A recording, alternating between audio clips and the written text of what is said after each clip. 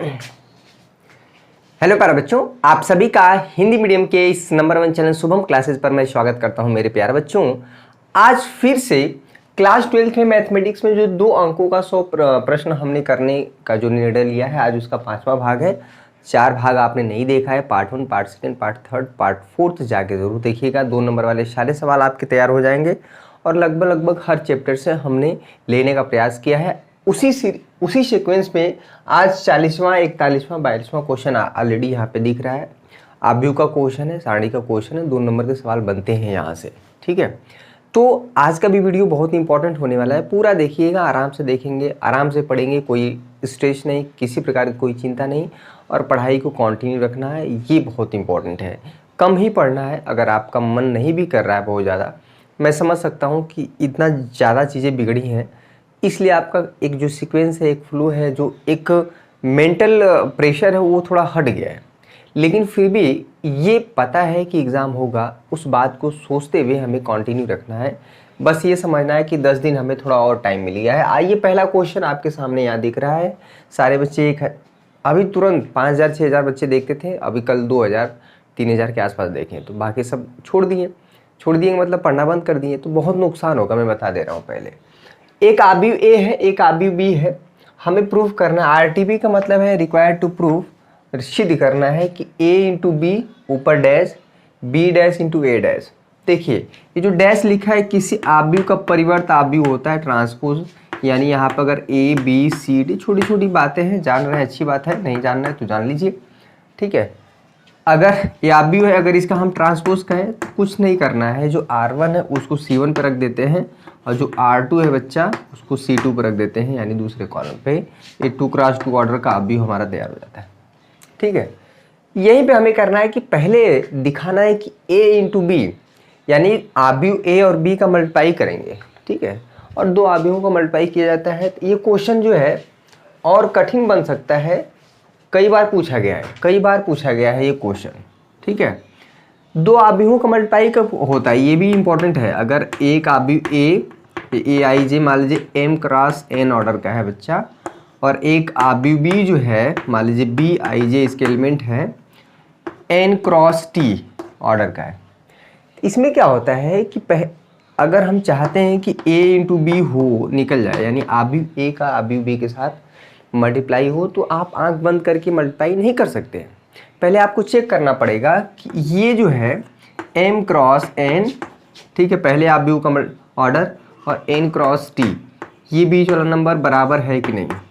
यानी कि पहले आव्यूह का जो स्तंभों की संख्या दूसरे आव्यूहों की पंक्तियों की संख्या के बराबर होगा, तभी a इंटू बी पॉसिबल है। तो यहाँ पे बराबर है, इसलिए a इंटू बी संभव है। ठीक है, b इंटू अगर a करना है, यानी कि अगर आप ऑर्डर जो पहले आव्यूह है उसका जो ऑर्डर है n क्रॉस t है, और जो आव्यूह A है उसका ऑर्डर क्या है बच्चा, m क्रॉस n है। यहाँ पर ये नंबर बराबर नहीं है बीच वाला, इसलिए यहाँ पे a इंटू बी पॉसिबल है यहाँ पे, लेकिन b इंटू a पॉसिबल नहीं है। ये रही एक छोटी सी जानकारी जो मैंने आपको बताया कि कभी भी 2 आव्यूह दिया जाए तो आंख बंद करके कभी भी आप तुरंत मल्टीप्लाई शुरू मत कर दीजिएगा। पहले आप चेक करिएगा कि आव्यूहों का मल्टीप्लाई संभव है कि नहीं। ठीक है, समझ में आ गया। हम जो चीज़ देखिए, सवालों के माध्यम से ही चीज़ों को हम क्लियर कर रहे हैं, और आपको कॉन्टिन्यूस वीडियो मिलता रहेगा। क्लियर है, पहले a इंटू बी करिए। ठीक है, a इंटू बी करिए। इसका ऑर्डर कितना है, इसमें 3 पंक्ति है, 1 2 3 और एक ही कॉलम है, यानी पहले 3 क्रॉस 1, और जो दूसरा वाला आव्यूह भी है बच्चा, उसका 1 पंक्ति और 3 कॉलम है, C1 C2 C3 और ये। तो सबसे पहले जो किसी आव्यूह का जो ऑर्डर लिखते हैं उसमें पंक्तियों की संख्या पहले होता है, दूसरे स्थान पे स्तंभों की संख्या। इसका जो ऑर्डर है 1 क्रॉस 3।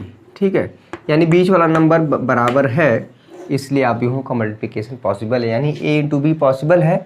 और जो मल्टीप्लाई होके नया आव्यूह आता है उसका जो ऑर्डर होता है बच्चा, वो किनारे किनारे जो नंबर होते हैं ये होगा। यानी जो आव्यूह a इंटू बी करेंगे तो उसका जो ऑर्डर आएगा वो 3 क्रॉस 3 ऑर्डर का आएगा।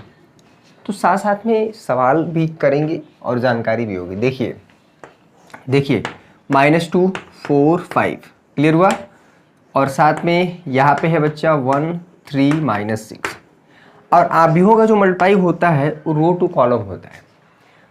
पहले रो को उठाते हैं, पहले कॉलम पर रखते हैं, फर्स्ट रो को दूसरे कॉलम पे, फर्स्ट रो को तीसरे कॉलम पे, ठीक है। यानी R1 को उठा के पूरे कॉलम के साथ मल्टीप्लाई कर देते हैं। ये आपको स्टेप पता होना चाहिए। छोटे छोटे क्वेश्चन के माध्यम से चीज़ों को क्लियर करने का प्रयास कर रहे हैं। आज जो है 2 नंबर का आखिरी सेशन है। कल हम 1 नंबर के 20 सवालों को डिस्कस करेंगे, उसके बाद 5 नंबर वाली सीरीज़ कंटिन्यू हो जाएगी, ठीक है। 5 नंबर वाले सवालों को बहुत ज़रूरी है क्योंकि 50 नंबर आता है उससे, ठीक है। क्लियर हुआ? तो रो यानी पहले R1 को उठाएं C1 पे तो -2 पड़ेगा, 1 पे तो -2 हो जाएगा। फिर R1 को उठाएंगे C2 पे, ये हो जाएगा -6। R1 को उठाएंगे इस पे हो जाएगा 12। क्लियर? R2 को उठाएंगे C1 पे रखेंगे, ये 4। फिर से R2 को उठाएंगे इस पे रखेंगे, ये 12। R2 ये हो जाएगा 24, ठीक है। अब R3 को उठाएंगे C1 पर रखेंगे तो 5 पड़ेगा, 1 पे 5 हो जाएगा, 5 पड़ेगा इस पे, 5 ते 15 और 5 पड़ेगा इस पे 30 हो गया। यानी कि ये A इंटू बी आया बच्चा। समझ में आया? अब A इंटू बी ये डैश निकालना है, यानी जो आव्यूह आया है इसका ट्रांसपोज करना है 3 क्रॉस 3 ऑर्डर का। तो ट्रांसपोज कर दीजिए, A इंटू बी पूरे का ट्रांसपोज, ठीक है। चलिए फटाफट सभी लोग करें। ट्रांसपोज करना, एक बार ऑडियो वीडियो देख लें, ठीक आ रहा ना, कोई दिक्कत नहीं ना है? नहीं, बहुत बढ़िया, सब कुछ क्लियर है। यहाँ पे इसका ट्रांसपोज कर देते हैं। ये -6 -2 ना, -2 -6 12, ये 4 है, ये 12 है और ये -24 है, ये 5 है, ये 15 है, ये हो गया -30। कुछ बच्चे तो बिल्कुल लगातार मुझसे जुड़े हुए हैं। जैसे एक बच्चा है कीर्ति देवी, अब हो सकता है उनका नाम या उनके गार्जियन का नाम। डेली मैसेज करना, मतलब वहाँ पे कमेंट में, और वो लेक्चर भी अटेंड करते हैं। लवकुश है और शुभम है, कई बच्चे जो है रेगुलर हैं। सालू सिंह है, तो गोरखपुर से, तो काफ़ी रेगुलर हैं ये लोग। बहुत अच्छा रिस्पॉन्स रहता है, ठीक है। तो कम से कम इतने बच्चे तो हैं जो रेगुलर, हालांकि सारे बच्चों का नाम नहीं ले सकते। ये आ गया A इंटू बी डैश। अब देखिए हमें B dash into A dash, यानी B डैश अलग निकालिए, ये जो आव्यूह B है इसका B डैश निकालिए, ठीक है। तो कुछ नहीं करना है, जो R1 है उस C1 पे हो जाएगा, यहाँ पे हो जाएगा 1 3 -6, ठीक है। ये हो गया B डैश। A डैश निकालना है, ठीक है। A डैश हो जाएगा, ये जो है ये देखिए, ये R1 है C1 पर रख देना, यानी कुल मिला के इसमें एक कॉलम है और 3 पंक्ति है। जब इसको ट्रांसपोज कर देंगे तो ये हो जाएगा, ठीक है, -2 4 5। क्लियर हुआ बच्चा? ये चीज़ हुआ।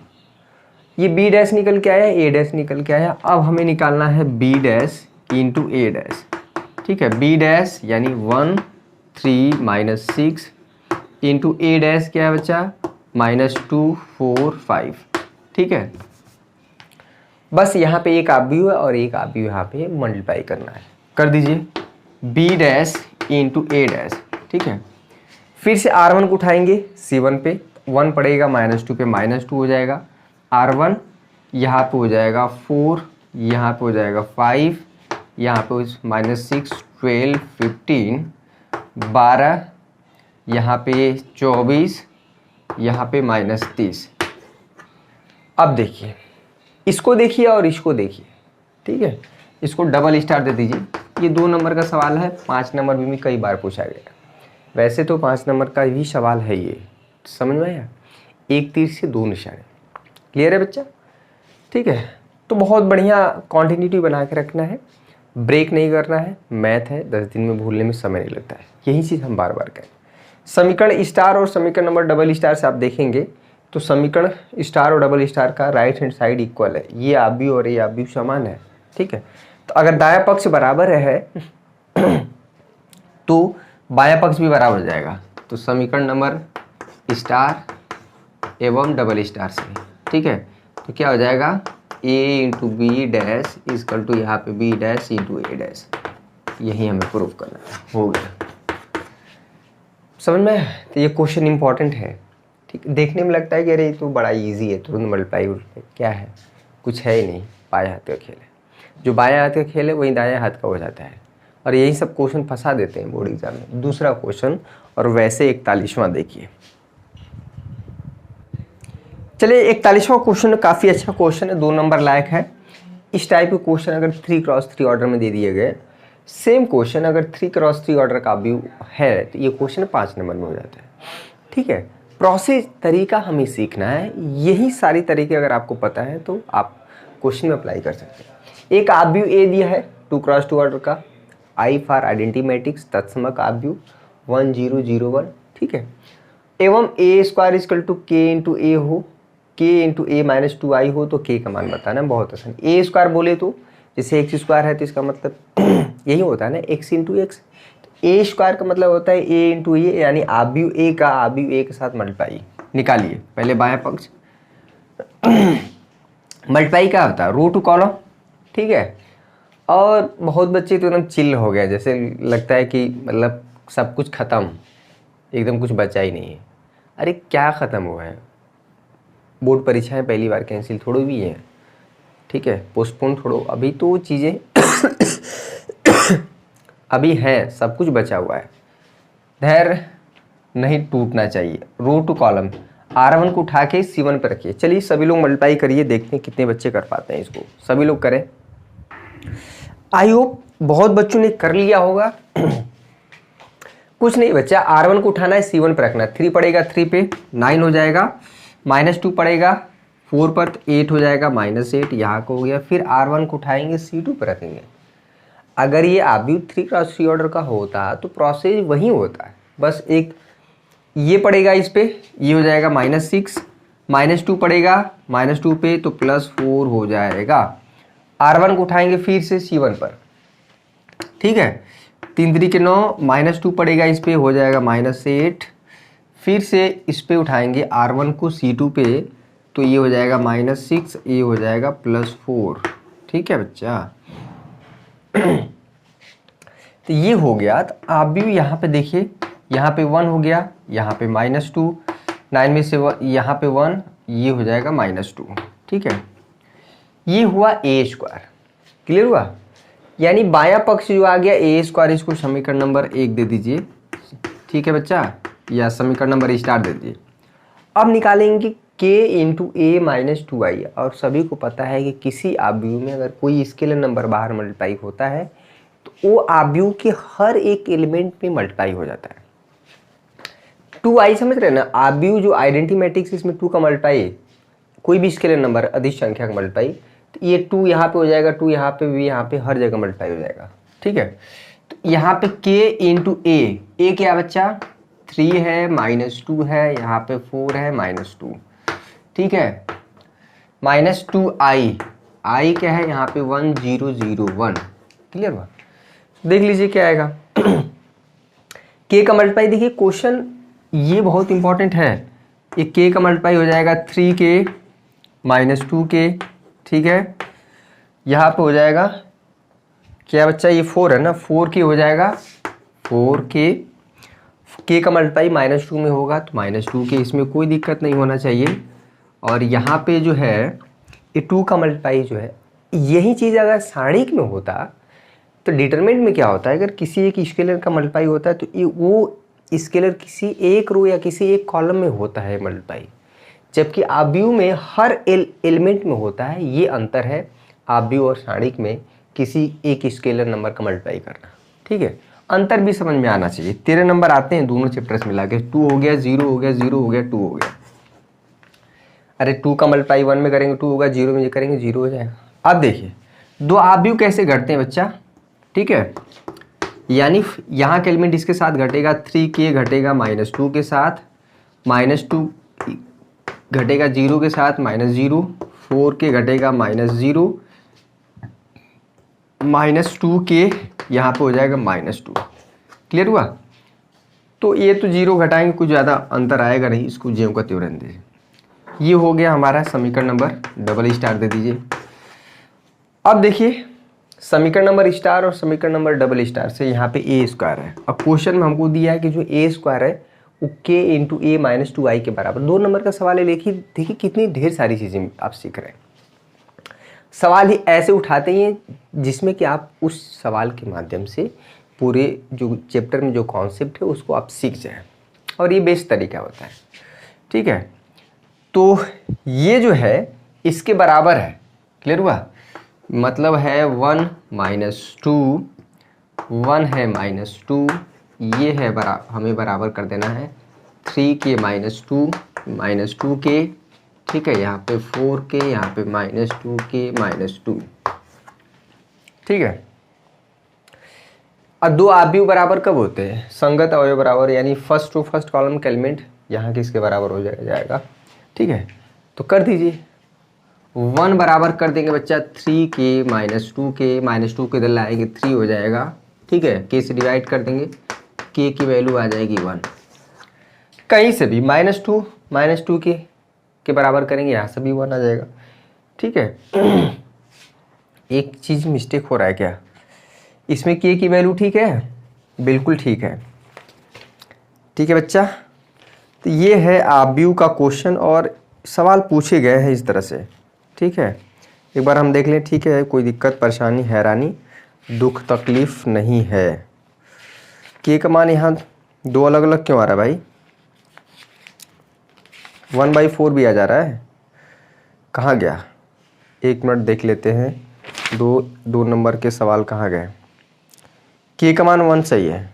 ठीक है, या हो सकता है यहाँ पे कहीं थोड़ा सा मिस्टेक है, यहाँ पे 4 आ रहा है।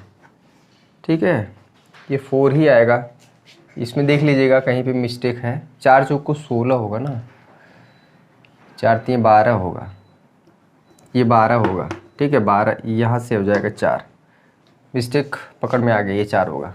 अब सही है। ठीक है, ये अब सही है।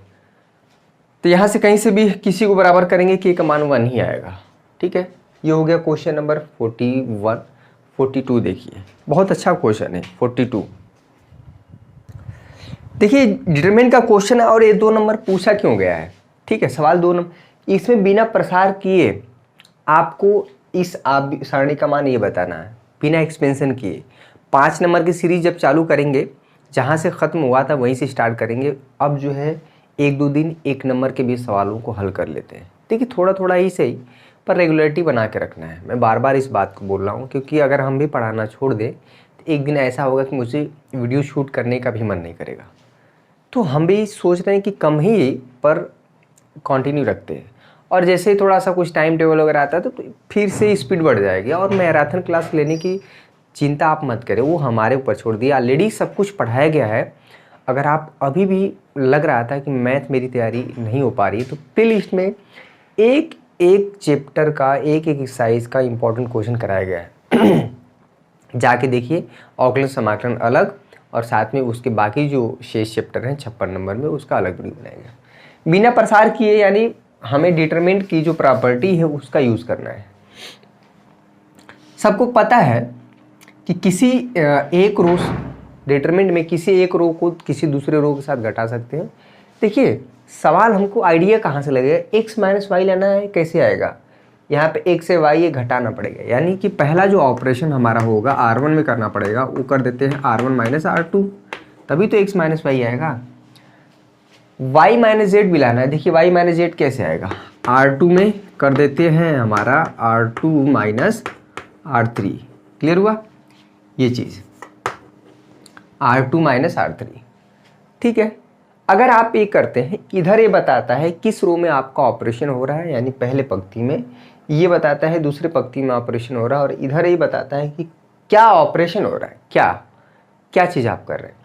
चूँकि R3 में कोई ऑपरेशन नहीं हो रहा है, किसी प्रकार का कोई ट्रीटमेंट नहीं हो रहा है, तो R3 के एलिमेंट जो है 1z² ज्यों को त्यों रहेंगे। ठीक है, चलिए ये डिटरमिनेंट को इस तरह से सिंबल से दिखाते हैं। यहाँ पे हो जाएगा, ये इसके साथ घटेगा 0 हो जाएगा, x हो जाएगा x माइनस वाई, ये हो जाएगा बच्चा x² माइनस y²। ठीक है, और हर देश पे कभी न कभी ऐसा होता है जब वो देश एक बहुत बुरे वक्त से गुजरता है। वही है हमारे साथ अभी, ये भी बुरा वक्त है, गुजर जाएगा। ठीक है, हम लोग खुशहाल होंगे, पूरा देश खुशहाल होगा, ऐसा हम सोचेंगे। पॉजिटिविटी रखनी है, ठीक है, सब कुछ सामान्य होगा। हो ही गया था, लेकिन फिर क्या है, बीच में स्थिति थोड़ी सी गड़बड़ हो गई। 0 ये हो जाएगा y माइनस, दूसरा जो ऑपरेशन है R2 वाला, ये हो जाएगा बच्चा y square minus z square, ठीक है। यहाँ पे हो जाएगा 1z जेड स्क्वायर। क्लियर हुआ? अच्छा, यहाँ पे देखिए जो x square minus y square है उसको लिख सकते हैं x minus y x plus y, ठीक है। ये देखिए डिटरमिनेंट का क्वेश्चन बहुत अच्छा है। 0 यहाँ पे है एक्स माइनस वाई, ठीक है, इसको कर सकते हैं एक्स माइनस वाई, यहाँ पे क्या है एक्स प्लस वाई, इसमें कोई दिक्कत। ये 0 है वाई माइनस जेड, दूसरे जगह पे क्या है a square minus b square, y minus z, यहाँ पे हो जाएगा वाई प्लस जेड, यहाँ पे हो जाएगा 1 जेड जेड स्क्वायर, ठीक है। अब देखिए ये R1 में x माइनस वाई यहाँ पे है, x माइनस वाई यहाँ पे है, कॉमन निकल जाएगा यानी R1 से। किसी ने कहा सर यहाँ पे तो नहीं है। 0 में आप चाहे जो भी कॉमन ले सकते हैं। 0 को आप लिख सकते हैं कि 0 इंटू एक्स माइनस वाई, देखिए दिखने लगा, यहाँ पे x माइनस वाई है, ठीक है। यानी कि R1 से आप x माइनस वाई कॉमन निकालेंगे और R2 से y माइनस जेड, ठीक है। y माइनस जेड अगर कॉमन निकालेंगे 0 हो जाएगा, यहाँ पे 1, यहाँ पे क्या बच जाएगा x प्लस वाई। देखिए इस डिटरमिनेंट का हमने एक्सपेंशन नहीं किया, परेशान नहीं किया। प्रथम पंक्ति, द्वितीय पंक्ति, तृतीय पंक्ति, प्रथम कॉलम, द्वितीय कॉलम, तृतीय कॉलम के सापेक्ष इसका एक्सपेंशन नहीं किया गया। हम डिटरमिनेंट की जो प्रॉपर्टी है वो यूज़ कर रहे हैं, ठीक है। कैसे किसी रो में किसी दूसरे रो के साथ घटा सकते हैं, ये सारा चीज़ें हो रही हैं। 0 है 1 है, यहाँ पे हो जाएगा y प्लस जेड। सवाल इम्पोर्टेंट नहीं है, सवाल को हल करने का जो तरीका है वो इम्पोर्टेंट है। अब देखिए हो गया। अब देखिए हम प्रथम कॉलम के सापेक्ष फर्स्ट स्तंभ के सापेक्ष विस्तार कर देंगे, तो ये 0 0 सीधे यहाँ पे आ जाएंगे, ठीक है। यानी जो है इधर है x माइनस वाई जो कि प्रूफ करना ही था, y माइनस जेड, ये हो जाएगा, इसको ढकेंगे इसको ढकेंगे, इधर हो जाएगा जेड स्क्वायर, इधर हो जाएगा minus z y minus z square, ठीक है। अब एक चीज़ क्या हुआ, z square z y minus z square, एक मिनट मिस्टेक हो रहा है क्या कुछ, ओहो ये ढकाएगा ना, क्लियर हुआ। तो यहाँ पे इसका मल्टीप्लाई y प्लस जेड, ठीक है, और इसका इसमें मल्टीप्लाई हो जाएगा minus x minus y, minus cut गया तो क्या बचा x माइनस वाई, ठीक है, y माइनस जेड और z माइनस एक्स। यही हमें प्रूफ करना है, राइट हैंड साइड ये आ गया। कोई एक्सपेंशन हमने यूज़ नहीं किया, सिंपल सा डिटरमिनेंट की प्रॉपर्टी, कैसे किसी रो में किसी दूसरे रो को घटाते हैं, कैसे कॉमन निकाला जाता है, ठीक है। डिटरमिनेंट में कॉमन जो है किसी एक रो या किसी एक कॉलम से निकल जाता है, जबकि आव्यूह में अगर आप उभयनिष्ठ निकालना चाह रहे हैं तो हर एक एलिमेंट से निकलता है, जितने एलिमेंट होंगे हर जगह से निकलना चाहिए, ठीक है। ये क्वेश्चन है। आइए 43 44 45, चलिए 43 44 45 आपके सामने एक क्वेश्चन दिख रहा है। देखिए 1 2 2 माइनस 1 एक आव्यूह है 2 क्रॉस 2 ऑर्डर का, इसका इनवर्स यानी व्युत्क्रम आव्यूह बताना है और बहुत आसान है। यही क्वेश्चन 5 नंबर में हो जाता है अगर ये 3 क्रॉस 3 ऑर्डर का आव्यूह बन जाए। जो प्रोसेस है, जो तरीका है सवाल को हल करने का, वो हमें सीखना है, ठीक है। जो ए इनवर्स का फार्मूला होता है बच्चा, ठीक है, अगर कोई वर्ग आव्यूह है तो एडजॉइंट ऑफ ए अपान में जो आव्यूह है उसके डिटरमिनेंट की वैल्यू, ये चीज़, ठीक है। सॉल्यूशन देखिए, क्लियर हुआ।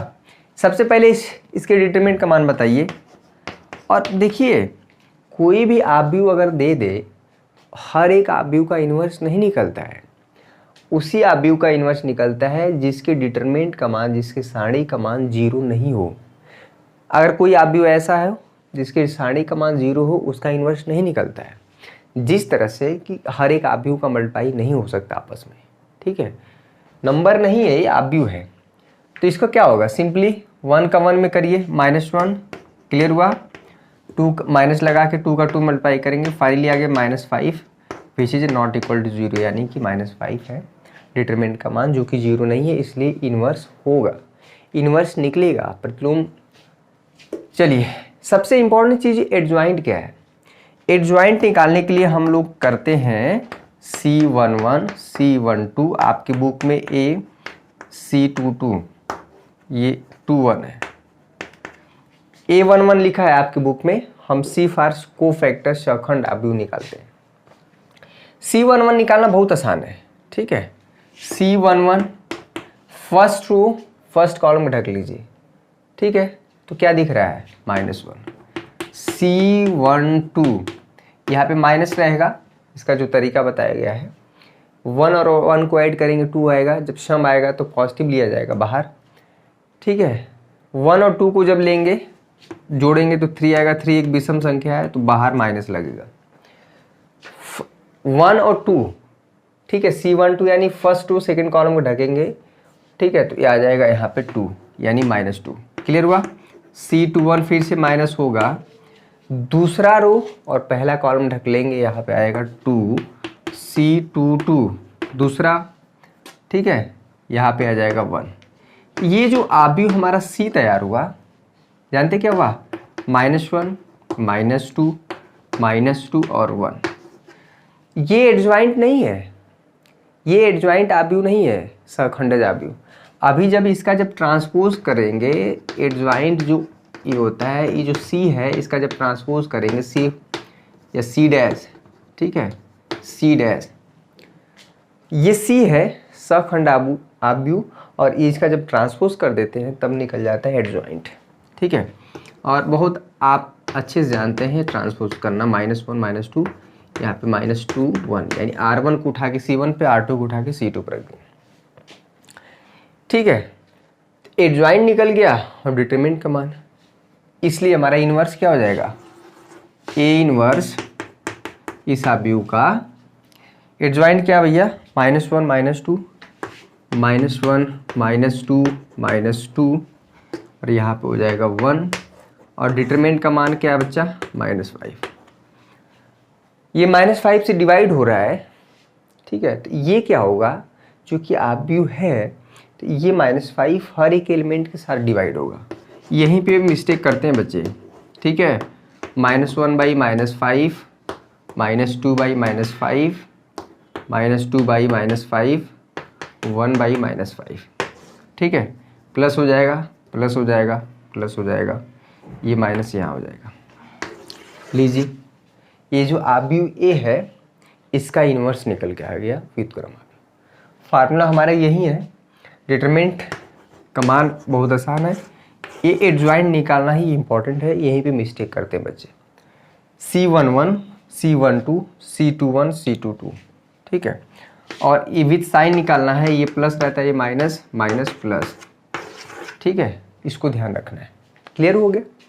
अगर 3 ऑर्डर का आव्यूह है तो C11 C12 C13 C21 C22 C23 C31 C32 C33 होता है, ठीक है, और सारा प्रोसेस सेम होता है। सबसे पहले डिटरमिनेंट का मान निकालते हैं, ये क्वेश्चन 5 नंबर में चला जाएगा। आइए इस क्वेश्चन को सॉल्व करते हैं 44, ठीक है।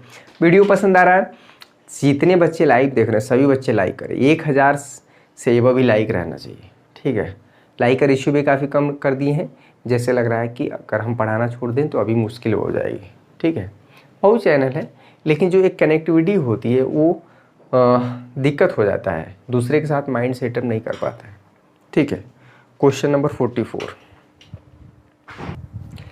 चलिए बच्चा आप 44 क्वेश्चन है।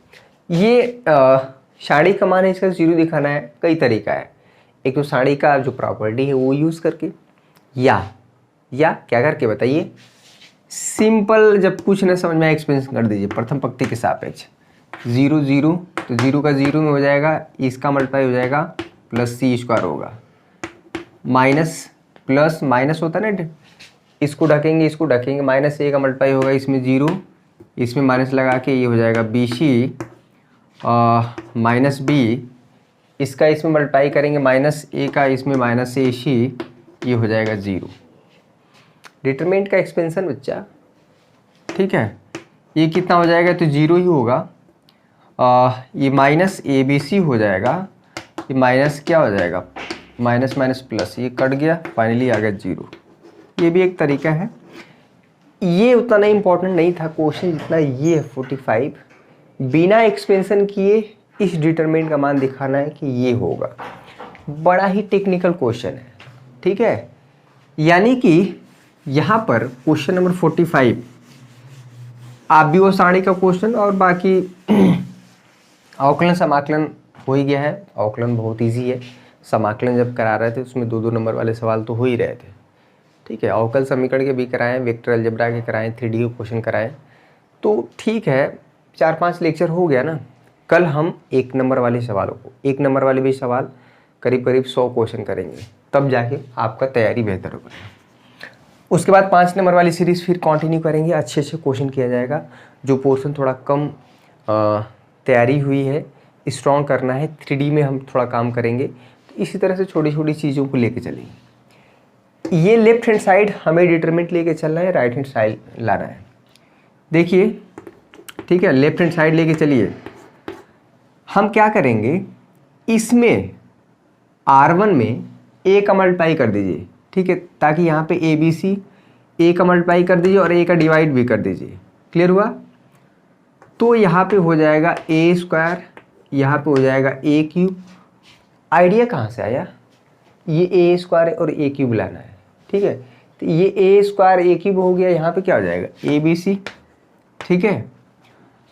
अब देखिए इसमें B का मल्टीप्लाई करेंगे, तो अगर B का मल्टीप्लाई किया तो उतना डिवाइड करना पड़ेगा, ठीक है। ये हो जाएगा B², ये हो जाएगा B³ और यहाँ पे फिर से CA है तो ये ABC हो जाएगा,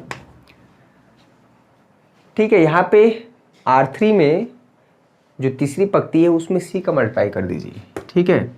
C² C³ AB है तो इसमें C का मल्टीप्लाई कर देंगे, ABC हो जाएगा। चूँकि आपने मल्टीप्लाई किया तो उतना का डिवाइड करना पड़ेगा, ठीक है। फाइनली कुछ हुआ नहीं, अगर आप यहाँ से A कॉमन निकालेंगे बाहर आएगा, B कॉमन निकालेंगे बाहर आएगा, C कॉमन निकालेंगे बाहर आ जाएगा, ठीक है। ABC। अब देखिए ABC, यहाँ से देखिए पूरे C3 से कॉमन निकाल दीजिए बाहर, ठीक है। पूरे C3 से बाहर निकाल देंगे, ये हो जाएगा A² B² C² A³ B³ C³, यहाँ पे हो गया 1, यहाँ पे हो गया 1, ये तो कट जाएगा। लेकिन हमें जो लाना है वो अभी आया नहीं है। बिना एक्सपेंशन किए आपको इस डिटरमिनेंट का मान दिखाना है कि ये होगा, ठीक है। ये क्वेश्चन बहुत इंपॉर्टेंट है, बहुत ही तगड़ा क्वेश्चन है। अपने कॉपी में आगे से करिएगा, फार्मूले की कॉपी, प्रॉपर्टी जितनी भी डिटरमिनेंट की है उसका पूरा नोट्स रेडी रहना चाहिए। फार्मूला तैयार, मैथ में आधी समस्या खत्म, ठीक है। यहाँ पे देखिए, तो ये हो गया A², ये हो गया A³ 1, B² B³ 1, C² C³ 1। अब देखिए जो पहले स्थान पे हमको क्या चाहिए, यानी C1 पे, ठीक है। तो और C1 C3 को आपस में बदल लेते हैं, पहले स्थान पे ही लेंगे। तो हम क्या करेंगे, C1 को चेंज कर दिए बच्चा C3 के साथ। जब किसी रो या किसी एक कॉलम को आपस में चेंज करते हैं तो डिटरमिनेंट का मान वही रहता है, सिर्फ बगल में माइनस हो जाता है, ठीक है। तो यहाँ पे माइनस हो जाएगा, ये हो जाएगा 1, यहाँ पे 1, ये चला जाएगा A² B² C²। चूँकि C2 जो है दूसरे कॉलम पे कुछ नहीं हुआ है, वो ज्यों का त्यों रहेगा, A³ B³ C³, ठीक है। अब जो प्रूफ करना है, यहाँ पे देखिए ये बीच में A² B² C² चाहिए दूसरे कॉलम में, फिर से आपस में बदल देते हैं, ठीक है। किसको, C2 और C3 को, बस हो गया। C2 और C3 को अगर आपस में चेंज करेंगे फिर से डिटरमिनेंट का बाहर माइनस आएगा, ऑलरेडी एक माइनस। जैसे आप किसी एक रो या इसी एक कॉलम को आपस में चेंज करते हैं, डिटरमिनेंट का मान वही रहता है, सिर्फ बगल में माइनस हो जाता है, ठीक है। क्लियर हुआ? चलिए इसको नोट कर लीजिए। चलिए इसको कर लिए होंगे बहुत बच्चे। C2 C3 को आपस में बदल देते हैं, ठीक है। ये यहाँ आ जाएगा, ये चला जाएगा इधर, और बाहर एक माइनस आएगा, पहले से माइनस से प्लस हो जाएगा। यानी डिटरमिनेंट को हमने बिना सॉल्व किए यहाँ पे हो गया a square b square c square, ये हो गया a cube b cube c cube. यही हमें प्रूव करना था, which is right hand side, ठीक है। कोई किसी प्रकार का कोई एक्सपेंशन नहीं हुआ है, सिंपल डिटरमिनेंट की प्रॉपर्टी यूज़ किया गया है। समझ में आ गया? तो आई होप आपको चीज़ें क्लियर हो गई होंगी, क्योंकि क्वेश्चन ज़रूर इजी है, लेकिन अगर आप उसे नहीं करके जाते हैं तो वही क्वेश्चन कठिन हो जाता है। आसान उनके लिए है जो करके गए हैं। यही सवाल जो है अगर नहीं करके गए हैं तो आप कर थोड़ा पाएंगे इसको। तुरंत एग्ज़ाम में कितना दिमाग काम करेगा, प्रेशर बहुत रहता है ना, सारे सब्जेक्टों का एक साथ चलता रहता है। अगर आपका मैथ का पेपर है, 2 दिन बाद केमिस्ट्री का है, चाहे फिजिक्स का है, तो वो भी दिमाग में चलता रहता है, ठीक है। तो पूरा उहापोह हो जाता है। इसीलिए अगर आप जितना प्रैक्टिस किए हैं 2 बार 3 बार 4 बार, उतना ही आपको बेनिफिट मिलेगा, ठीक है। चलिए बस इतना ही रहने देते हैं, बहुत 40-45 क्वेश्चन बहुत है 2 नंबर वाले। आप अपने से भी करते रहिए, ठीक है। कहीं से भी सवाल मिले, उसके कॉन्सेप्ट, उसके फार्मूले और उसके तरीकों पे ध्यान दीजिए, ठीक है। और ये देखिए कि अगर ये क्वेश्चन 2 नंबर में 5 नंबर में कैसे पूछ सकता है, 8 नंबर में वही सवाल कैसे पूछा जा सकता है, ठीक है। जैसे ये सवाल है, अगर 3x3 ऑर्डर का भी हो गया तो ये क्वेश्चन 5 नंबर में चला जाता है, प्रोसेस हमारा सेम रहता है। तो ये चीज़, तो आई होप आज का सेशन समझ में आया होगा। 5-6 क्वेश्चन भी जो कराए गए समझ में आएंगे होंगे। कोई बहुत कठिन क्वेश्चन नहीं थे, पर ईजी थे, पर इम्पॉर्टेंट थे। क्वेश्चन के माध्यम से कॉन्सेप्ट क्लियर किया गया, ये इंपॉर्टेंट है। चीज़ें रिमाइंड हुई ये इंपॉर्टेंट है। दिमाग से उतर गया था तो अब जो है कुछ याद आया, ठीक है। तो कल हम 1 नंबर वाले सीरीज़ शुरू करेंगे, उसमें भी करीब MCQ के भी सवाल आते हैं, 150 क्वेश्चन जरूर करेंगे, ठीक है। उसके बाद 5 नंबर वाले, तो इसी तरह से चीज़ें चलती रहेंगी। जैसे एग्ज़ाम के डेट अनाउंस होता है नया, उसमें हम आपको मैराथन क्लास देंगे, ठीक है। हर पूरे चैप्टर का एक चैप्टर को 1 दिन में पूरा कवर करेंगे, ठीक है। तो आज के लिए बस इतना ही मेरे प्यारे बच्चों। अगर वीडियो पसंद आया तो वीडियो को लाइक ज़रूर करिएगा, साथ में कमेंट करिए, अपने अच्छे शब्दों से हमें प्रेरित करिए, खुद प्रेरित रहिए। अपने आप को ऊर्जावान बना के रखना है, निराश नहीं होना है, हताश नहीं होना है, धैर्य बना के रखना है, तभी जीवन में सफल आप हो पाएंगे, ठीक है। तो आज के लिए बस इतना ही। बहुत बहुत धन्यवाद आप सभी का। जय हिंद, जय भारत।